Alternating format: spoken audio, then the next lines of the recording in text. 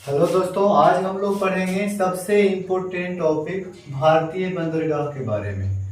भारतीय बंदरगाह के बारे में हम लोग देखेंगे कि भारत के जो 9 समुद्री तटरेखा वाला जो राज्य है ना, आपका पश्चिमी तटरेखा और पूर्वी तटरेखा में कौन कौन से राज्यों में बंदरगाह है, भारत के कितने बड़े और कितने छोटे बंदरगाह है, और उन बंदरगाहों के बारे में पढ़ेंगे कि इम्पोर्टेंट पॉइंट क्या है, कौन कौन सा क्वेश्चन प्रश्न पूछा जाता है एग्जाम के व्यू से। ठीक है, देखिएगा भारत का भारतीय बंदरगाह, आज हम लोग पढ़ेंगे भारतीय बंदरगाह के बारे में।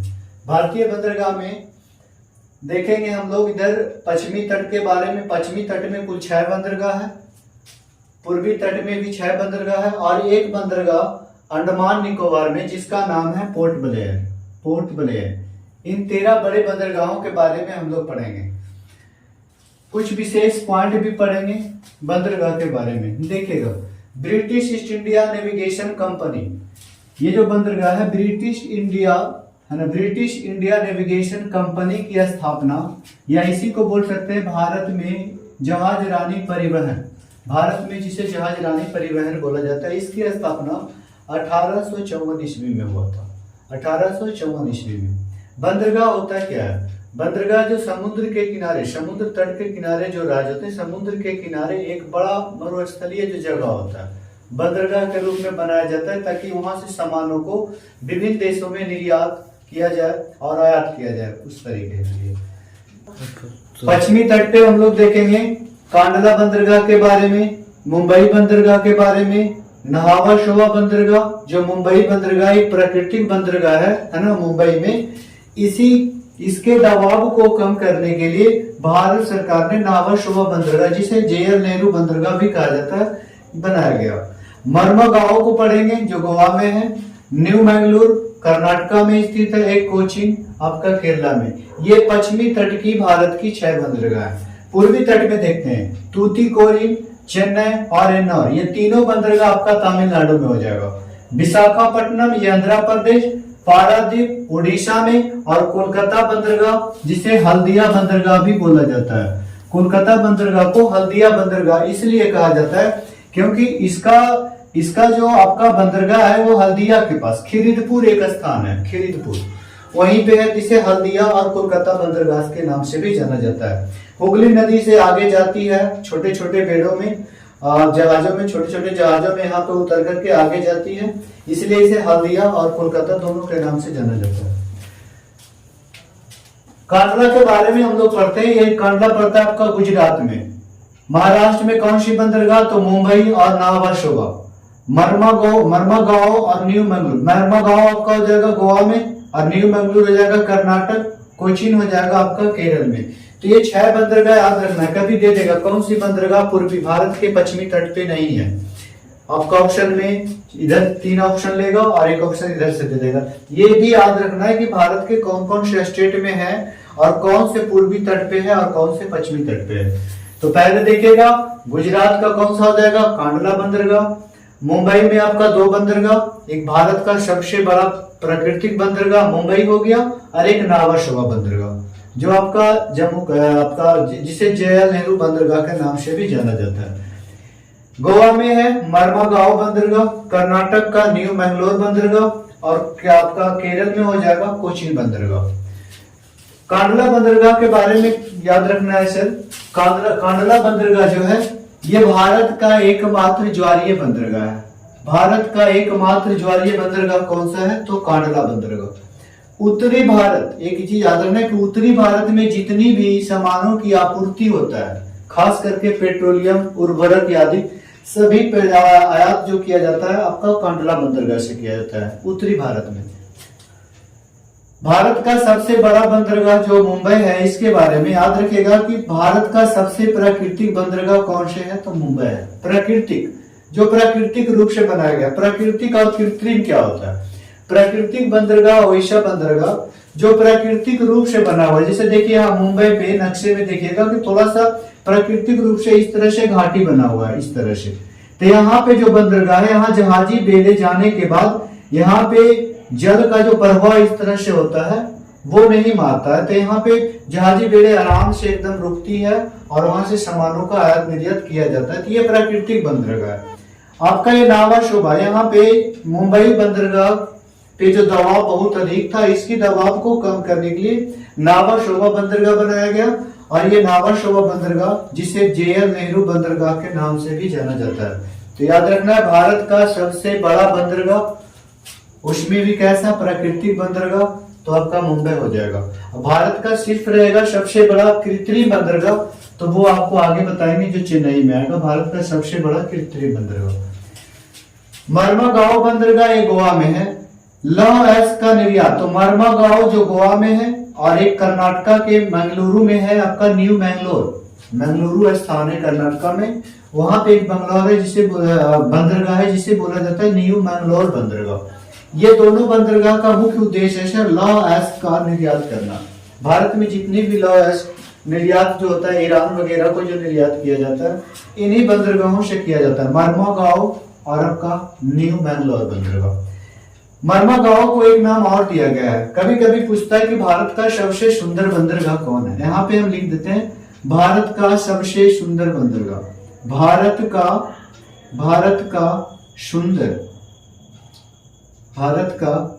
सुंदर बंदरगाह, भारत का सुंदर बंदरगाह, ये याद रखना है कौन सा है, मर्मागांव बंदरगाह।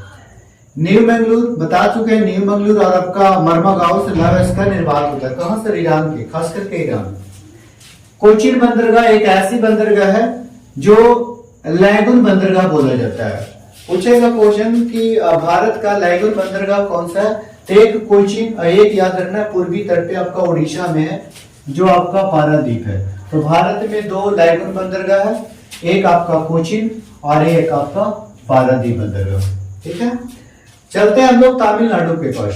तमिलनाडु का देख रहे होंगे मानचित्र में, ये तमिलनाडु यहाँ से लेकर के यहाँ तक ये तमिलनाडु है। ये केरल में जो हम लोग कोचीन के बारे में पढ़े हैं, ये तमिलनाडु में तूतीकोरिन बंदरगाह, चेन्नई बंदरगाह, एन्नौर बंदरगाह, 13 बड़ों बंदरगाहों में से भारत में कुल बंदरगाहों की संख्या जो 13 है, उसमें से 3 बड़े बंदरगाह खुद तमिलनाडु का है ना, तमिलनाडु में स्थित है। क्योंकि इसका एरिया इस तरह से है नीचे छिछला हुआ, तो इसमें ध्यान रखना है कि तूतीकोरिन है ना, और एक चेन्नई और एक आपका तमिलनाडु, आपका एन्नौर बंदरगाह, ये तीनों बंदरगाह के बारे में पढ़ते हैं हम लोग।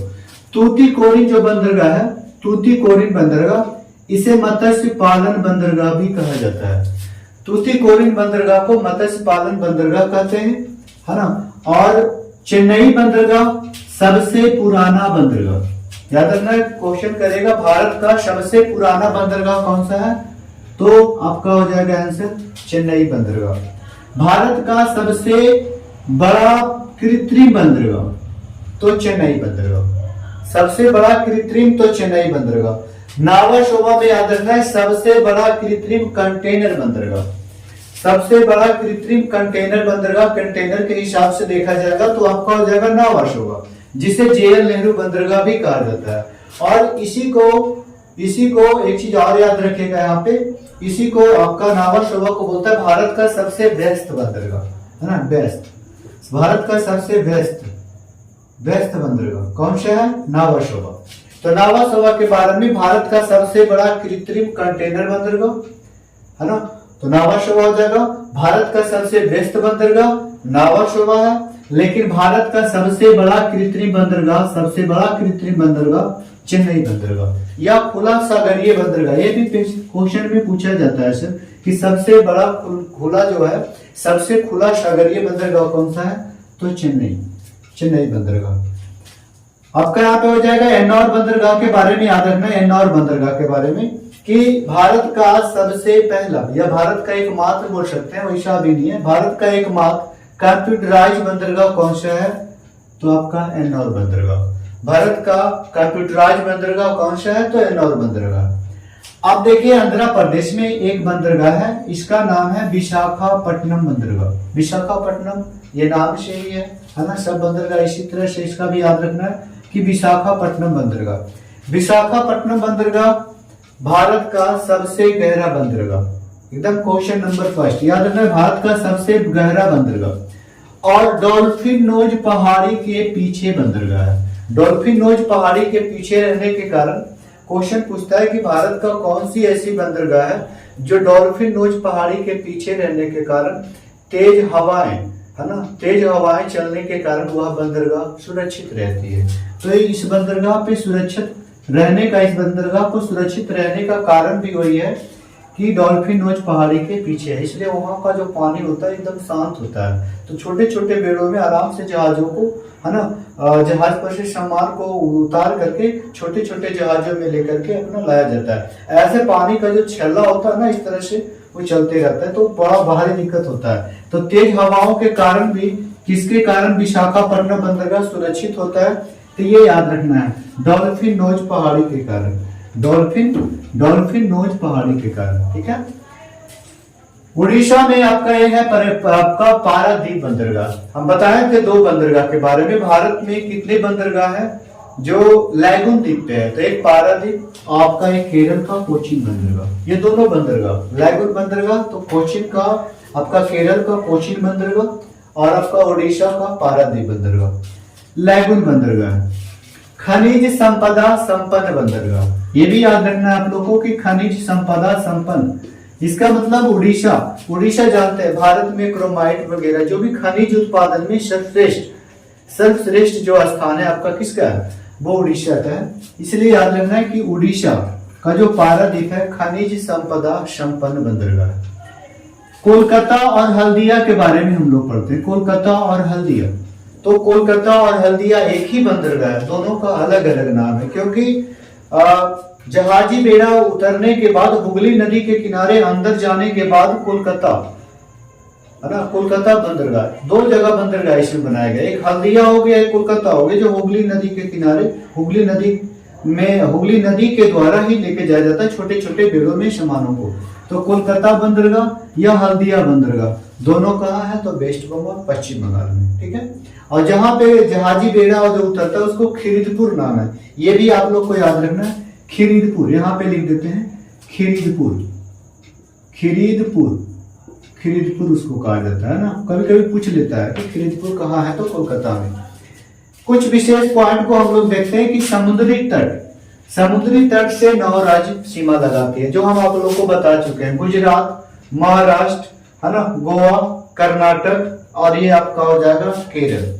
नीचे से देखते हैं हम लोग, दक्षिण से उत्तर की ओर जाते हैं तो तमिलनाडु मिलेगा पहले, जहां 3 बंदरगाह है, फिर आंध्र प्रदेश, विशाखापट्टनम नाम करके एक बंदरगाह हो गया, फिर उड़ीसा हो जाएगा जो पारादीप है वहां, अब वेस्ट बंगाल आपका कोलकाता, हल्दिया, यानी कि 9 राज्य और 4 केंद्र शासित प्रदेश। चारों केंद्र शासित प्रदेश कौन कौन से हैं, याद रखना है, दमन दीप, पांडिचेरी, लक्षद्वीप और एक अंडमान निकोबार। तो ये आपका दमन द्वीप, पांडिचेरी और लक्षद्वीप में कोई बड़े बंदरगाह नहीं है, लेकिन अंडमान निकोबार में एक बंदरगाह है जिसका नाम है पोर्ट ब्लेयर, है ना। अंडमान निकोबार में एक बंदरगाह है जो पोर्ट ब्लेयर है। ठीक है। ये पोर्ट ब्लेयर को भारत सरकार ने 2010 में भारत का 13वां बंदरगाह घोषित किया। तो यहाँ पे ये मोस्ट इंपोर्टेंट क्वेश्चन है सर कि भारत का जो 13 बंदरगाह है, 13 बंदरगाहों में सबसे जो लास्ट का बंदरगाह 13वां बंदरगाह है वो कौन है, तो वो बंदरगाह आपका पोर्ट ब्लेयर। कितने ईस्वी में इसको शामिल किया गया, 2010 में। यहाँ पे देख पा रहे हैं 2010 ईस्वी में। बड़े बंदरगाहों की संख्या 13 बता दिए हैं आपको, छोटे बंदरगाहों की संख्या 20 है। प्राचीन व्यापार चरम सीमा पे थी। आपको बताना है कि प्राचीनतम काल में, क्वेश्चन पूछता है प्राचीन काल में देखा जाए तो किस वंश के शासन काल में बंदरगाहों का जो आयात निर्यात किया जाता है चरम सीमा, यानी कि सर्वाधिक चरम सीमा, माने कि सबसे ज्यादा आयात निर्यात जो किया जाता था प्राचीन काल में किस वंश के शासन काल में किया जाता था। तो 2 वंश याद रखना है, एक सातवाहन वंश और एक चोल वंश। ये दोनों वंश को याद रखना है कि बंदरगाह, प्राचीन बंदरगाह में सबसे ज्यादा सातवाहन वंश और चोल वंश के समय में प्राचीन बंदरगाहों का यूज सर्वाधिक हुआ था। सर्वाधिक बड़ा बंदरगाह जो 3 बंदरगाह है वो कहाँ है, तो तमिलनाडु में। भारत में 13 बंदरगाहों में 3 सबसे ज्यादा जो बड़ा बंदरगाह है, 3 बंदरगाह है ना, 13 बंदरगाह, उसमें से 3 बंदरगाह कहाँ है, तो तमिलनाडु में है। सर्वाधिक छोटे बंदरगाहों में 53 बंदरगाह महाराष्ट्र में। सर्वाधिक छोटे बंदरगाहों में यानी कि छोटा बंदरगाहों की संख्या कितनी है, तो 200 है। छोटे बंदरगाहों की संख्या 200 है, जिसमें से 53 बंदरगाह यानी कि सबसे ज्यादा महाराष्ट्र में। सर्वाधिक बड़े बंदरगाहों की संख्या 13 है, जिसमें सबसे ज्यादा 3 बंदरगाह तमिलनाडु में है। तो ये 3 बड़े बंदरगाह याद रखना है, तूतीकोरिन, चेन्नई और एन्नौर। तूतीकोरिन, चेन्नई और एन्नौर। अब हम लोग देखते हैं यहाँ पे हम लोग देखेंगे कि पश्चिमी तट में जो 6 बंदरगाह पड़े हैं हम लोग, है ना। पश्चिमी तट में 6 बंदरगाह और भारत के पूर्वी तट में भी 6 बंदरगाह है। तो पश्चिमी तट को पहले देखते हैं। सबसे ऊपर गुजरात से अगर हम लोग केरल की ओर आते हैं तो सबसे पहले कांडला बंदरगाह, जो भारत का एकमात्र ज्वारीय बंदरगाह है। उसके बाद मुंबई बंदरगाह, भारत का सबसे बड़ा प्राकृतिक बंदरगाह। कौन सी बंदरगाह? मुंबई बंदरगाह। उसके बाद आपका मुंबई में ही मुंबई बंदरगाह को, जो प्राकृतिक बंदरगाह है, इसके दबाव को कम करने के लिए, है ना, इस पे बहुत सारा आपका बंदरगाह, बहुत सारे जहाजी बेड़े आयात और निर्यात जो होता था, उसको दबाव को कम करने के लिए एक बंदरगाह बनाया गया मुंबई में ही। उसका नाम रखा गया नावा शोभा बंदरगाह, जिसे JL नेहरू बंदरगाह बोले जाते हैं। ठीक है। आपका गोवा में हो जाएगा मर्मुगांव बंदरगाह, कर्नाटक में न्यू मैंगलोर और एक आपका केरल में हो जाएगा कोचीन। तो कांडला, मुंबई, नावा शोभा, है ना, आपका हो जाएगा मर्मुगांव, न्यू मंगलूर और एक कोचीन। ये 6 बंदरगाह आपका पश्चिमी तट पे। पूर्वी तट पे देखते हैं हम लोग, नीचे से ऊपर की ओर जाएंगे, यानी तमिलनाडु से होते हुए हम लोग पश्चिम बंगाल की ओर जाते हैं, है ना। तूतीकोरिन, उसके बाद आपका हो जाएगा चेन्नई, उसके बाद आपका है एन्नौर, उसके बाद विशाखापट्टनम, फिर हो जाएगा आपका पारादीप, फिर आपका कोलकाता, या इसी को हल्दिया बोलिए, कोलकाता हल्दिया। ठीक है। तो ये 6 पश्चिमी तट पे, 6 पूर्वी तट पे, 6 और 6 12 बंदरगाह, और एक आपका जो अंडमान निकोबार है जिसका नाम है पोर्ट ब्लेयर बंदरगाह। ये 13 बंदरगाह। तो 13 बंदरगाह को आप लोग को याद रखना है। कभी भी पेपर में पूछेगा कौन सी बंदरगाह किस राज्य में है, ये तो बड़ा ही इजी क्वेश्चन है कि गुजरात में कौन सा है, महाराष्ट्र में कौन सा बंदरगाह है, कर्नाटका में कौन सा बंदरगाह है, गोवा में जो बंदरगाह है उसको क्या कहते हैं। और अगर उस बंदरगाह के बारे में पूछेगा तो इससे ज्यादा नहीं पूछेगा। भारत का एकमात्र ज्वारीय कांडला बंदरगाह, भारत का सबसे सुंदर बंदरगाह मर्मुगांव बंदरगाह, है ना, मर्मुगांव। भारत का सबसे बड़ा कृत्रिम बंदरगाह तो आपका हो जाएगा चेन्नई बंदरगाह। लेकिन भारत का सबसे बड़ा कंटेनर बंदरगाह पूछेगा कंटेनर की दृष्टि से, तो वो हो जाएगा नावा शोभा। यही ऑप्शन में नहीं है तो जवाहरलाल नेहरू बंदरगाह। ठीक है। सबसे बेस्ट बंदरगाह जवाहरलाल नेहरू बंदरगाह। पारादीप पे स्थित जो है, पारादीप जो है किस द्वीप पे स्थित है, तो लैगून, है ना, इसे लैगून बंदरगाह बोला जाता है। पारादीप और केरल का कोचीन, ये दोनों लैगून बंदरगाह। क्वेश्चन अगर आपसे कर दे कि भारत का सबसे खनिज संपन्न बंदरगाह कौन सा है, तो आपका हो जाएगा सर ये पारादीप। सबसे खनिज संपदा संपन्न बंदरगाह आपका हो जाएगा ये पारादीप। ठीक है। तो आप लोग समझ गए होंगे इस बंदरगाह के बारे में। आप लोग को अच्छी तरीके से देख लेना है, नोट बना लेना है कि बंदरगाह के पश्चिमी तट में है या पूर्वी तट में है। जो इम्पोर्टेंट क्वेश्चन था वो मैंने इसमें लिख दिया इस वीडियो में, है ना। और इस तरह से देख करके कॉपी बना करके आप लोग याद कीजिएगा। फिर नए टॉपिक के साथ मिलते हैं। आप लोग मैसेज कीजिए, मैसेज भी नहीं करते हैं, मैसेज करना है और बताना है कि नेक्स्ट जो वीडियो बनाएंगे वो किस पे बनाए। आप लोग खुद बताइएगा मैसेज में कि सर इस पे वीडियो बनाइए। कोशिश करेंगे कि जहां तक हो सके अच्छा से अच्छा कंटेंट तैयार करके वीडियो बनावे। ठीक है। नमस्कार।